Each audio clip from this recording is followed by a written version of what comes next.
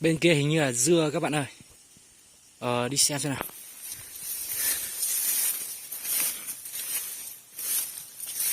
Dưa kinh khủng luôn.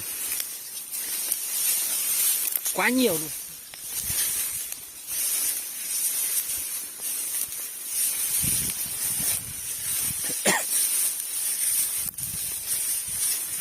Dưa kiểu này làm sao mà ăn được hết. Ui, đau quá, chân quá.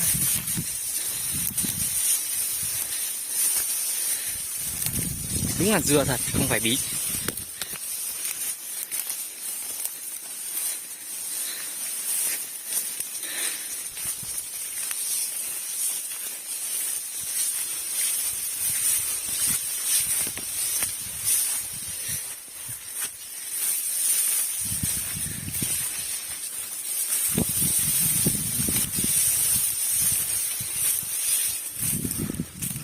Ui, dưa thật. Rồi.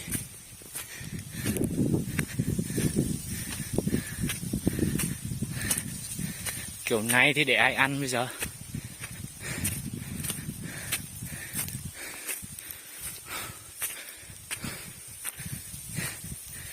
Ui, nhiều chưa?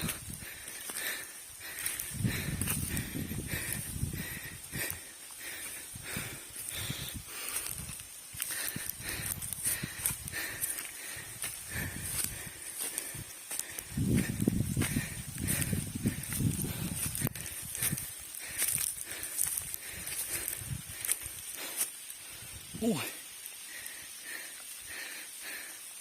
dưa thế này thì ăn sao hết được.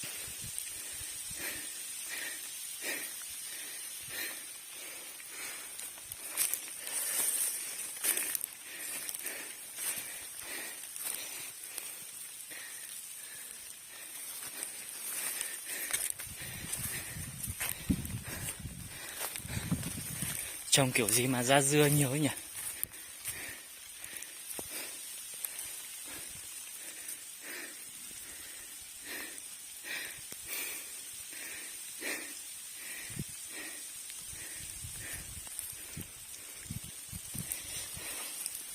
Toàn dưa không có bí đâu. Ban đầu mình tưởng là bí chứ.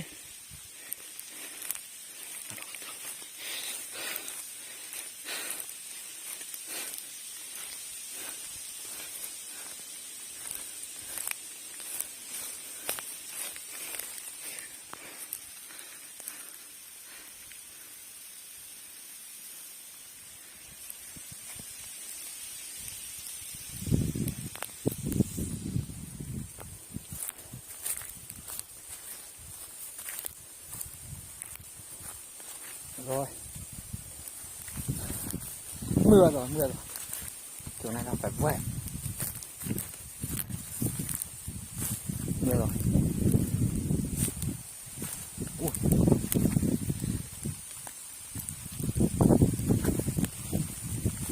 Ôi trời ơi.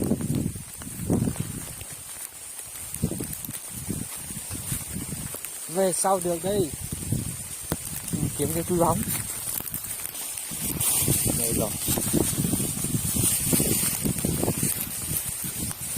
Xong rồi. Cái này bị dính mưa chắc rồi.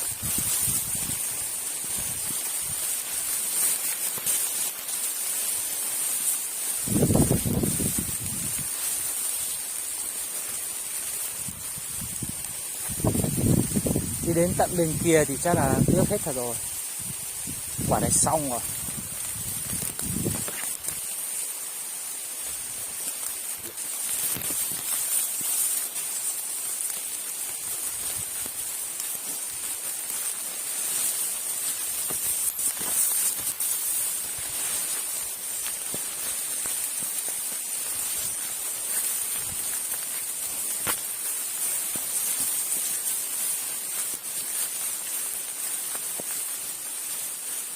Mưa rồi.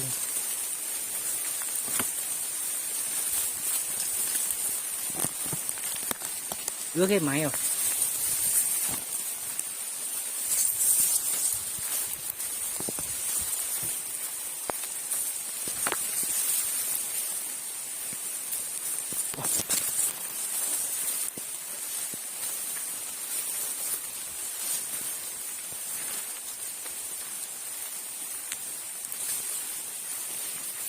Ôi trời ơi.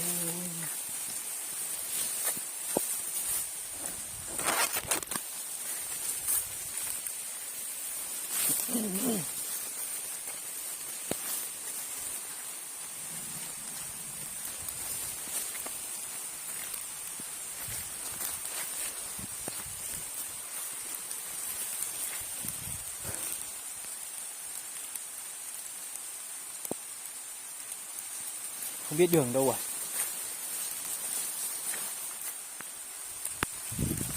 Đi đâu bây giờ?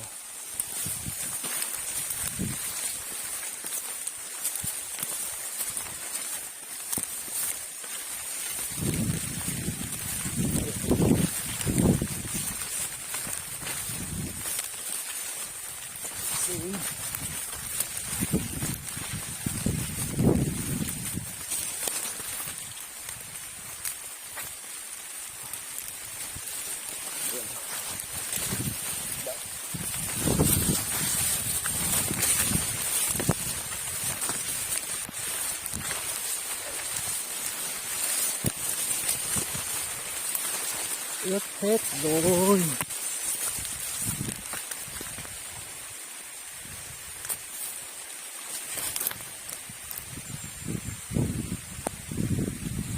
Hình như là bên này ấy. Mấy thằng trên kia nó xuống chưa nhỉ?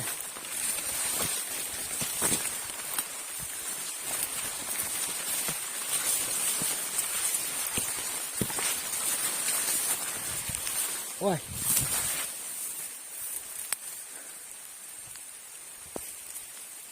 Cái motor.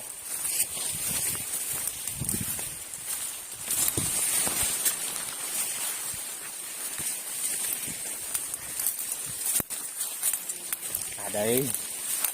Vãi.